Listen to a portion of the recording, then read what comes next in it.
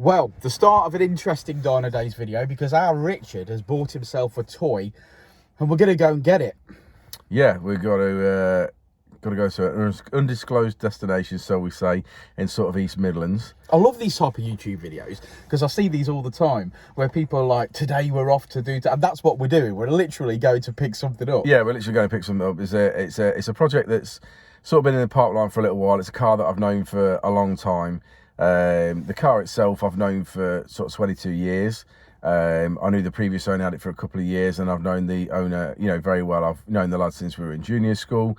He's worked with me in the past as well. 1956. 1956. We've been good friends for years. He's worked with me and stuff, and he's owned the car for 20 years. I never thought, honestly, he would ever sell it. I thought it would always be he'd get buried in it or he'd die in it for a massive accident through the level of his driving. But that didn't happen. Thank God. Thank God that didn't happen. For the last sort of 3 to 4 years, the vehicle's been parked in his garage at home. He's used it occasionally to do some odd track days and a few bits and bobs. And it's pretty much the last time he had the vehicle out, he had an issue where it wasn't cutting into VTEC. We thought maybe it had an electrical issue or something like that. It got parts up basically, and the investigation got deeper and deeper into obviously what was wrong with the vehicle, and he was stripping it in his garage. He took the head off it. And, this is starting to sound like it's a non-runner. Yeah, it is a non-runner at the moment. So the engine is out. Well, what time is it? Because I wouldn't see. Well, obviously you're not staying for the whole duration of this. Oh, okay. So the vehicle's a non-runner. So basically I've bought the vehicle as a non-runner with the engine out of it and the engine in bits, but the proviso was that between the two of us that we would rebuild that engine, because we've worked together before, and obviously he's got all the parts to rebuild this engine. So we're going to work together, rebuild the engine, get it back in the car, get the vehicle running, get all the spares that he's got throughout the years with the car. I mean, there's a lot of spares to come in this car. There's like a couple of gearboxes. Would you believe there's a roof, because he's got a sunroof and he always wanted to put a... and then get it back to Dynodaze. Yeah, and then get it back to Dynodaze. So we're going to get it up and running and then get it back to Dynodaze. It does want a little bit of welding on the lower arches and the sills and stuff, which I know about anyway. Don't give too much away. Yeah, I'm not going to give too much away, but yeah, so I know there's a few areas that need attention and whatever else. So like I say, we've agreed a price and it's all done and dusted. So basically we're going to obviously go and get this car and go and have a look at it. I think basically the plan is I'm going to set up some sort of time-lapse video. Basically I expect this to take a few weeks. We're doing it at the weekend, and between whatever all the rest of the stuff that's going on, Uncle Keith's paint shop and so on and so forth, so it's going to get done. I'm really looking forward to Uncle Keith's paint shop. Yeah, so hopefully that'll go really smoothly. Hopefully, yeah. But it's going on amongst a lot of other things, so that this may take weeks. So it's not gonna be like a quick video by any means, but we'll do a time lapse of obviously everything that we do, and then the car will come back to Dynodaze, and then it will be a project, in amongst other projects, you know what I mean, to get completed. But yeah, definitely looking forward to it. I didn't ever think I was going to own it, and it's a one-shot deal for me. It's not the right time to buy the car as far as I'm concerned. I've got a lot of other things going on, but if I didn't buy the car and someone else bought it, I'd be upset. I'd be upset because I'd never be able to buy it again. Yeah, you know what I mean. So it's one to add to my collection, and I'm looking forward to getting it done. Great stuff. Well, let's fire up the V8. Yeah, and we'll get let's head over. Let's get going. Whoa! See you in a bit.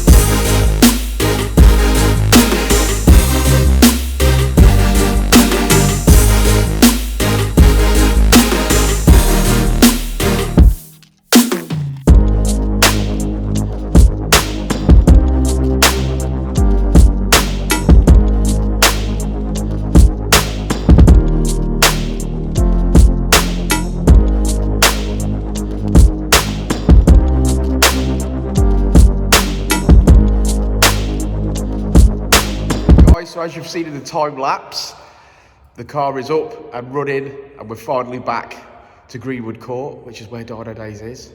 We've actually pulled it into the Uncle Keith's paint shop unit because we've got some space and a bit of light.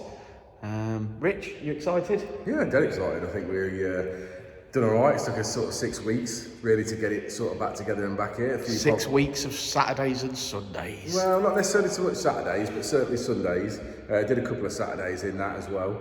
A few little issues, you know, along the way, as you do. You know, the car's been in bits for best part of 2.5, 3 years. So what took it off the road originally? The head gasket went on it, and it had an oil pressure problem, was what actually sort of took it off the road. It ended up, the actual cause ended up being, would you believe of all things, a catch tank.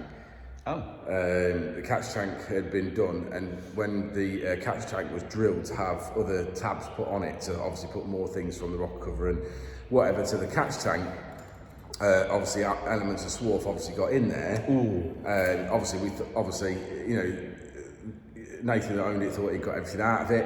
He obviously hadn't. There was still some swarf in there. Because he'd set the catch tank up to drain back into the sump, or back into the back of the engine and then into the sump, obviously that had obviously washed out and then gone in back into the sump. Obviously in turn then it got some aluminium filings obviously in the oil pump, on the bearing, VTEC solenoid clogged up, things like that.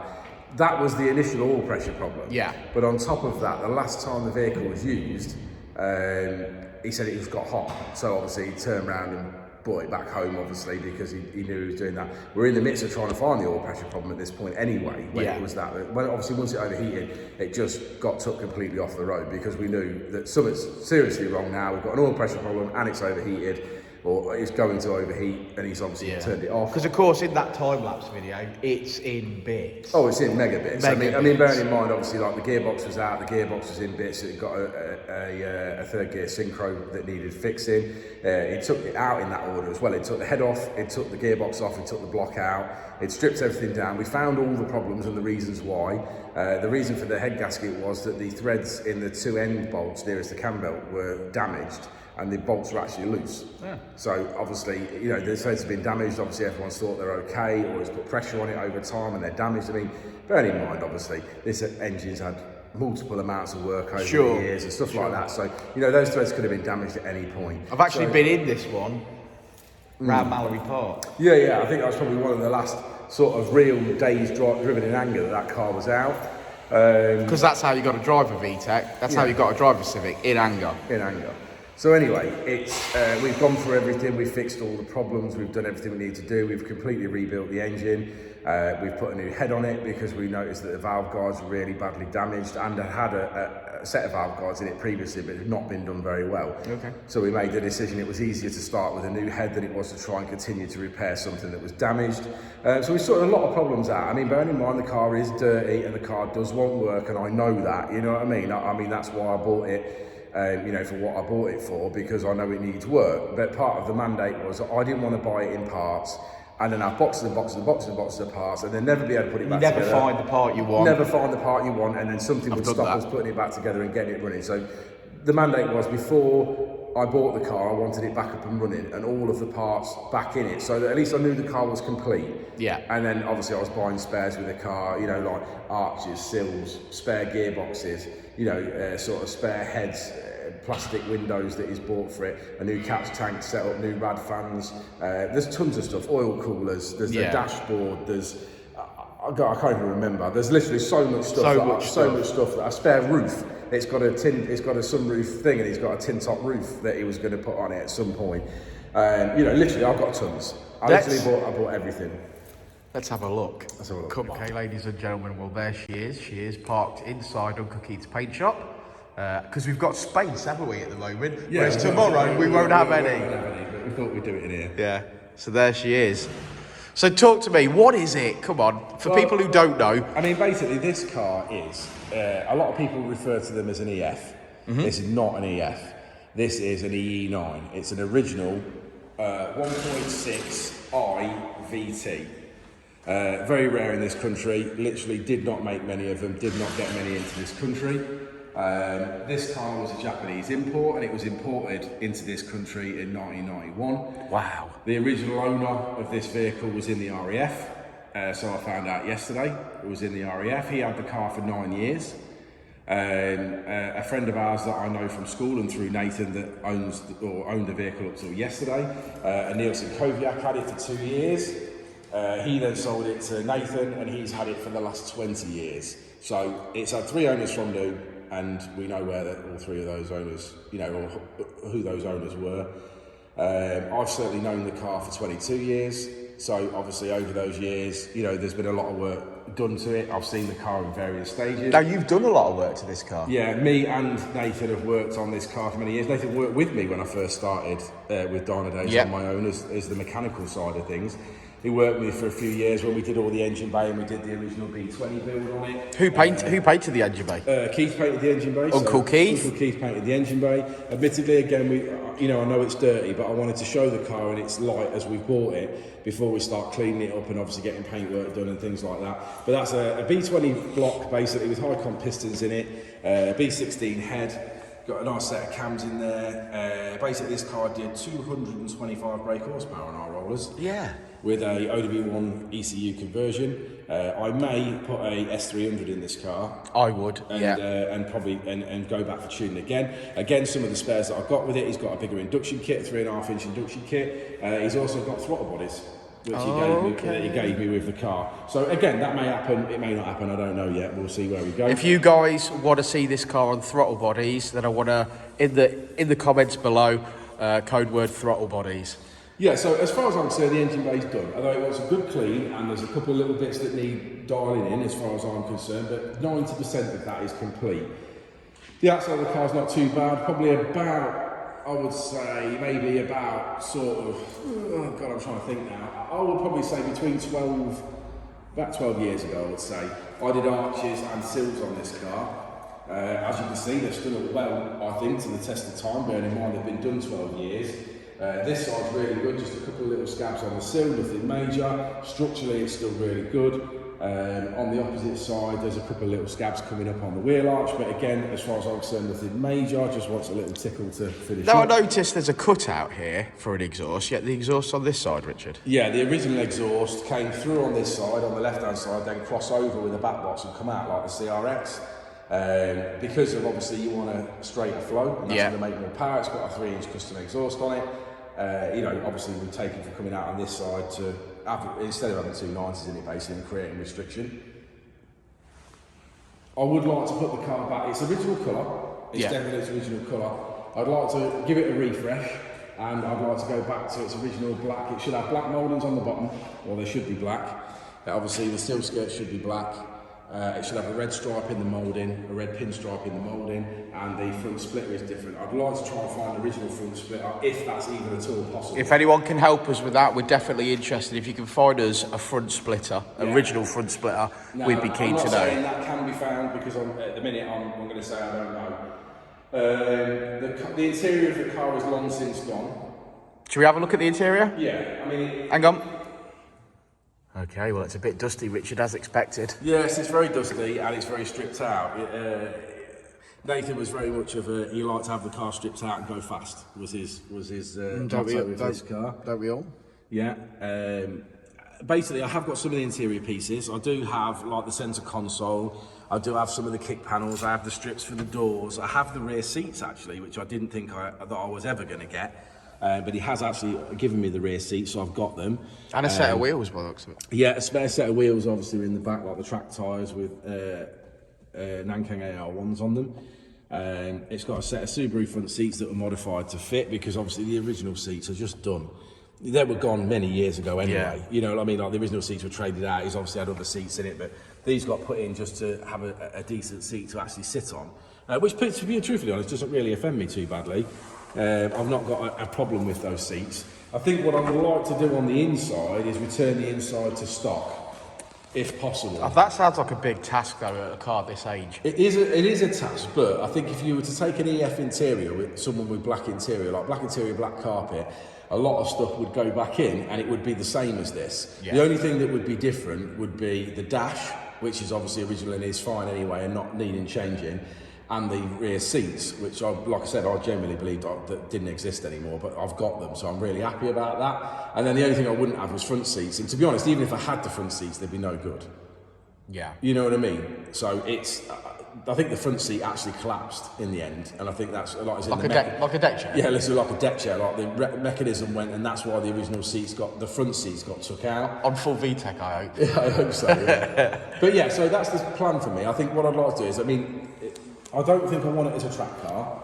I think the plan is I want to restore it back to a nice standard. So I'd like to basically go through everything mechanically again, make sure everything's okay, tackle the little bits of rust that it wants, get the paintwork done on it so it's mint, and then I'd like to put an interior back in it. And I think at that point I'd be pretty happy with it if I could just get it looking naturally as it would have done from the factory on the outside. The beauty is as well, purists, I mean, a lot of people say, oh, stick a K in there. I have no personal problem with that myself personally, but I think people would like to see an original B series in there. And as soon as this B series has just literally been rebuilt, I don't see any reason for me to swap it at this point or do anything with it. Now, obviously, there may be things, gremlins that pop up that need fixing on it, obviously over time, as it always does. But if the engine can be maintained, then I will maintain it. If there becomes a problem and the engine breaks at some point, then I'll probably look at swapping it out. But for now, it will stay as a B series.